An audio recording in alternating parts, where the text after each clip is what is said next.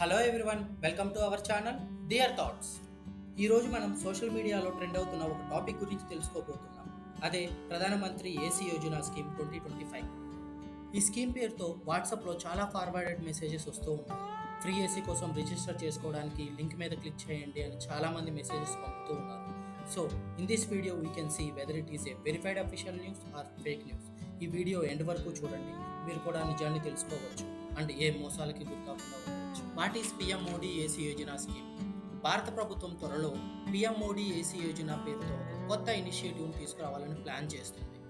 Idea చాలా simple. పాత మరియు ఎక్కువ కరెంట్ తీసుకునే ఏసీని ఒక కొత్త 5-స్టార్ ఎనర్జీ ఎఫిషియెంట్ ఏసీతో రీప్లేస్ చేయడం. This is how the scheme work. మీ దగ్గర ఉన్న పాత ఏసీని ఒక సర్టిఫైడ్ రీసైక్లర్కి ఇవ్వాలి. ఇన్ రిటర్న్ మీకు ఒక సర్టిఫికేట్ లేదా కూపన్ ఇస్తారు.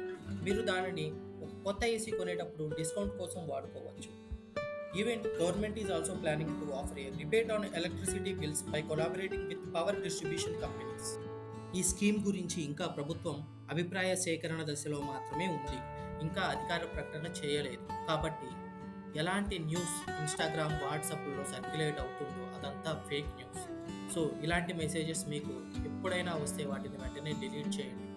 ఈవెన్ పిఐబి టీమ్ కూడా కన్ఫర్మ్ చేసింది ఇది ఫేక్ న్యూస్ అని. So everyone, the scheme is still in discussion stage only. So in case మీకు ఏమన్నా లింక్స్ వస్తే better to avoid them.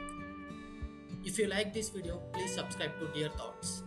Thank you. See you next time. Bye.